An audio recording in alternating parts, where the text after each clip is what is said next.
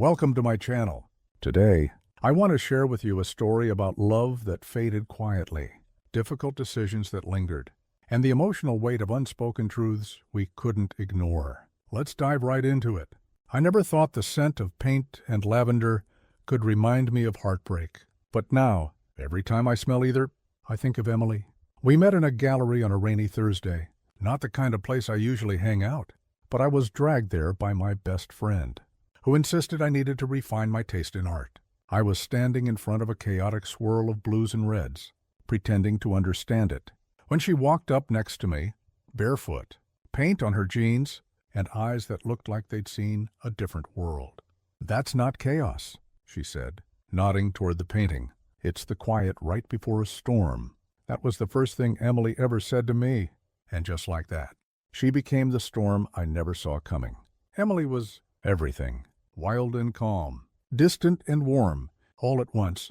She was the kind of girl who painted until 3 a.m., forgot to eat lunch because she was too busy chasing the sun, and sent me voicemails of random street musicians she stumbled upon. I was the structured type, lists, routines, goals.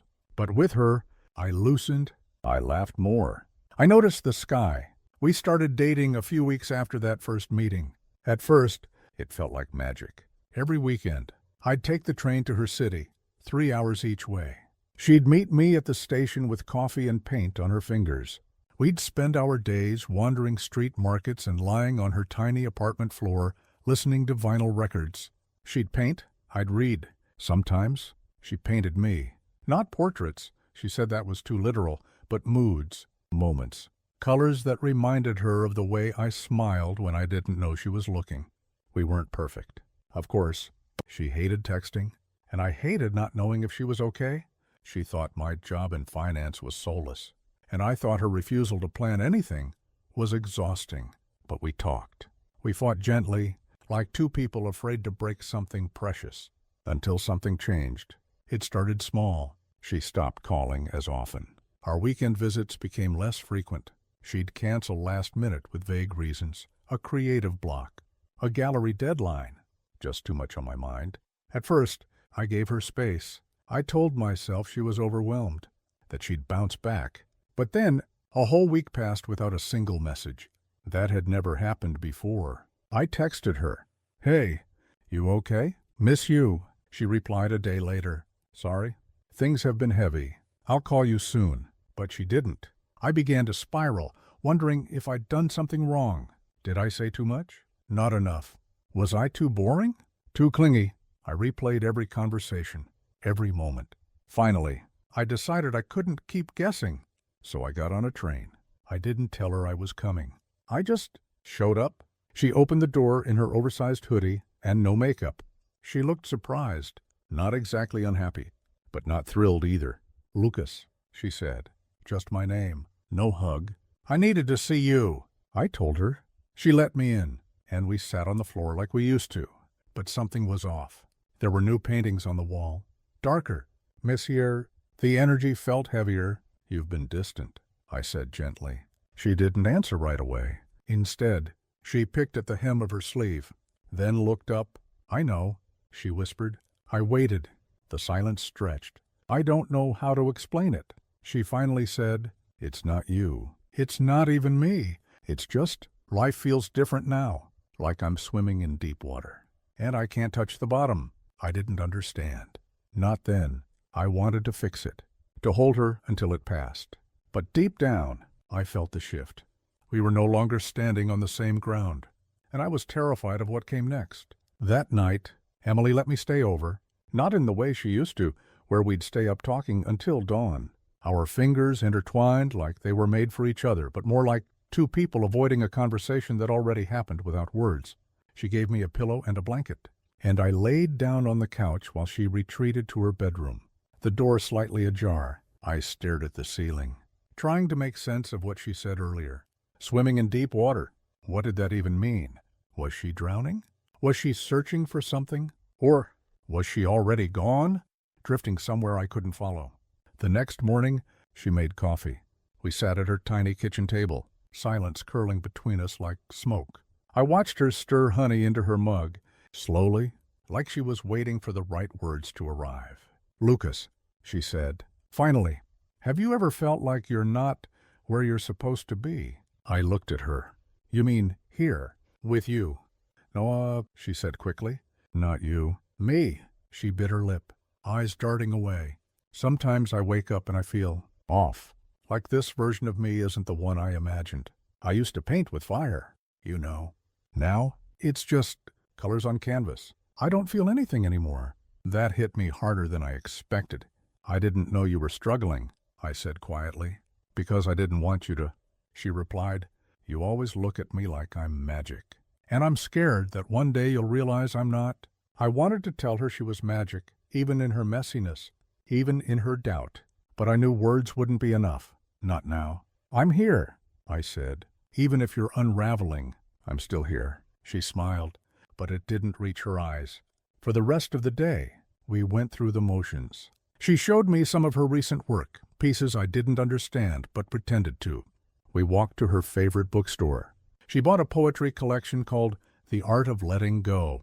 I should have seen it as a sign. That evening, we watched a film on her laptop, an old black and white French movie she loved. She leaned her head on my shoulder, and for a brief moment, it felt like things were okay again. But when the credits rolled, she sat up. "I think I need to be alone for a while," she said. My heart dropped. "What does that mean?" She hesitated. "It means I need space. Not just a few days. Not just a break. I need to figure out who I am when I'm not holding on to someone." Her voice cracked slightly. "I don't want to hurt you, Lucas. But staying with you when I'm not fully present, that would hurt you more." I swallowed hard. I wanted to argue, to tell her we could fix it. That love was enough. But something in her eyes told me she'd already made peace with this decision. "I don't want to lose you," I whispered. "You're not losing me," she replied. "You're just letting me go." The irony wasn't lost on me that the girl who painted storms couldn't weather the one inside her. That night, I didn't sleep. I kept replaying her words, wondering if there was anything I could have done differently. If I had sent more flowers, if I had visited more often, if I had learned to love the chaos the way she did. But the truth was, sometimes love isn't about holding tighter. Sometimes it's about recognizing when someone needs to breathe on their own. When morning came, she kissed my cheek and walked me to the train station. Neither of us cried. Not then. We just stood there, two people with intertwined histories, letting go without shattering. The train ride home felt longer than usual. I sat by the window, watching the landscape blur by, trying to hold back the tightness in my chest. I kept expecting her to call, to say she changed her mind, that she made a mistake and wanted me to come back. But the phone stayed silent. That night, I walked into my apartment and everything felt too still. Her scarf was still draped over my chair. One of her earrings sat on the bathroom counter, forgotten. The mug she always used, the one with the chipped rim she said gave it personality, was sitting on the shelf, untouched. I should have boxed them up. Instead, I left them there, like little altars to what we used to be. Over the next few days, I kept myself busy. Meetings, emails, gym sessions I didn't care about. I told my friends I was fine, smiled through dinners, laughed when I needed to. But inside, it was like walking through a house after a fire. Everything looked familiar, but nothing felt the same. I sent her a message, just one. "I hope you're okay. I miss you." She didn't reply. A week passed, then another. I started wondering if she'd already met someone else. If someone else got to hear her laugh late at night, or see the way her nose crinkled when she was deep in thought. That thought hurt more than anything. One night, unable to take the silence, I called her. To my surprise, she picked up. "Lucas," she said, her voice soft. I needed to hear your voice," I admitted. There was a pause on the line. Then she spoke, slow and steady. "I miss you too." Hope bloomed in my chest, too fast, too fragile. "But," she continued, "missing someone doesn't always mean we should be with them." I didn't speak. I couldn't, she sighed. "I've been thinking a lot about who I was when we met, and who I became with you, and who I want to be now. And I don't think those versions fit together anymore." "So that's it?" I asked, my voice cracking. "After everything, I will always care about you," she said. "But I can't love you halfway. And right now, I don't know how to love anyone without losing myself. Her words weren't cruel. In fact, they were too gentle, and maybe that hurt even more. I wish you hated me, I whispered. It would make this easier. She let out a soft laugh, sad, hollow. I could never hate you. Lucas, you were my safe place when everything else felt like a storm. Tears burned at the edges of my eyes, and you were my storm that made everything come alive. We sat in silence for a long time, two hearts beating on opposite sides of a broken connection. I'm letting you go, she finally said. I nodded, even though she couldn't see it. I know, we didn't say goodbye. Just a soft click, and then silence. After the call ended, I sat in the dark for hours, not crying, not thinking, just existing. It's strange how silence can be so loud when the person you love is no longer on the other end of it. The next morning, I did something unexpected. I packed up everything that reminded me of her. The scarf, the earring, the mug, even the little Polaroid she left in my notebook, the one of us laughing under the cherry blossom tree, petals in our hair. I didn't throw them away. I'm not that dramatic. I put them in a box and slid it under my bed, out of sight, not out of heart. For weeks, I moved through life like a ghost. I showed up to work, made coffee, answered emails. But I was hollow inside, like someone had taken all the color out of my world. One evening, I walked by a street artist painting on the sidewalk. The colors were wild, angry oranges and bold streaks of teal. It reminded me of Emily. I stood there longer than I meant to, watching the way the brush moved. And for the first time in weeks, I felt something. That night, I picked up my old sketchbook. I used to draw before I met Emily. Just small things, mostly buildings, faces, hands. I wasn't great, but it was something that grounded me. I stopped when we started dating, not because of her, but because I gave so much of myself to the relationship. I forgot what it felt like to create for me. I opened to a blank page and let my hand move. It wasn't beautiful. It wasn't even good, but it was mine. The next day, I bought new pencils. I started going for walks alone again. No music, no distractions, just the sound of my shoes on pavement and the city breathing around me. I found a cafe near the park that served terrible coffee but had warm lights and soft jazz. I started going there every Saturday, just to sit and sketch. Time passed, not quickly, but gently. I didn't stop missing her. I don't think I ever will. But I stopped waiting for her to come back. One day, I opened my phone and saw an Instagram post from her. A new painting, vibrant, full of fire. She looked happy, and instead of the ache I expected to feel, I smiled. I still loved her. Maybe I always would, in some quiet corner of my heart. But love isn't always about holding on. Sometimes it's about wishing someone well as they walk a path you can't follow. That night, I took the box out from under my bed. I opened it slowly, like unsealing a time capsule. I looked through everything. The scarf still smelled like her lavender shampoo.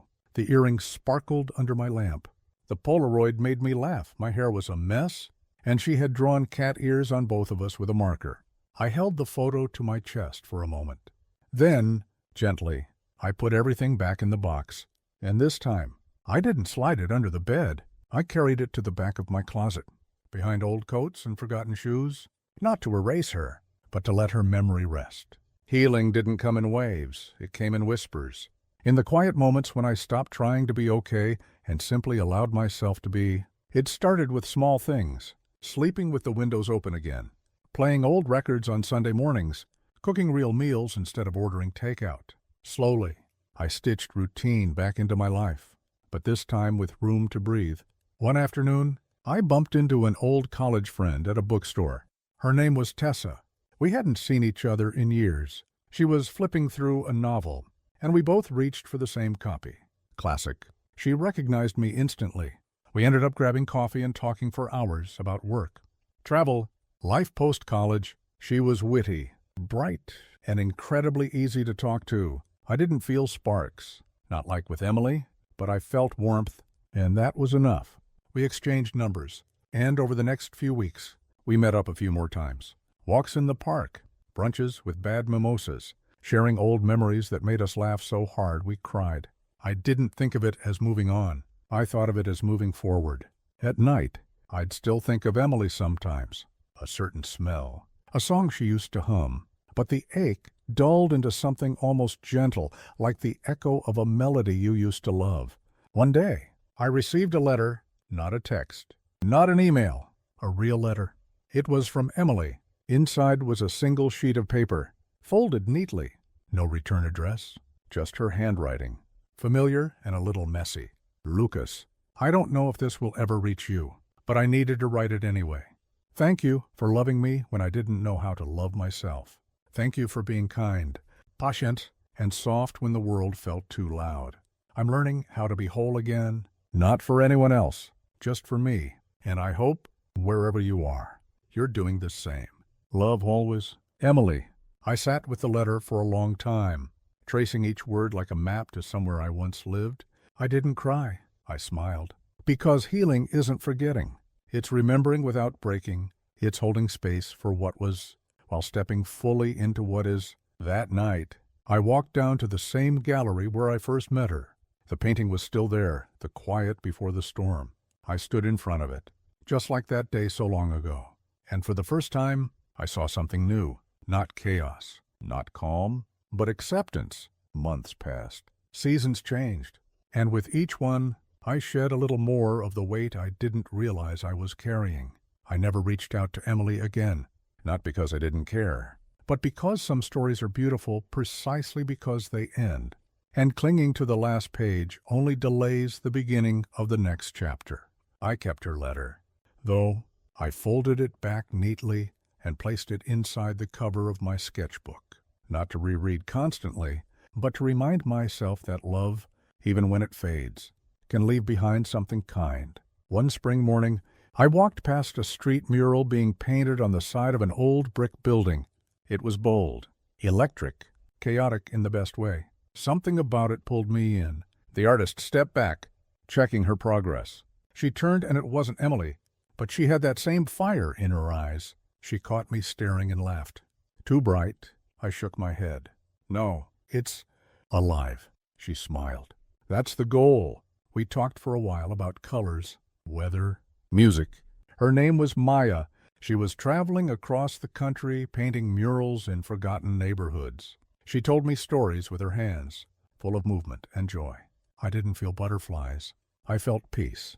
And that's when I knew I was ready. Ready to let go of what could have been and embrace what might be, because love doesn't always arrive wrapped in fireworks and fate. Sometimes it comes quietly, through healing, through rediscovery, through the gentle decision to keep your heart open.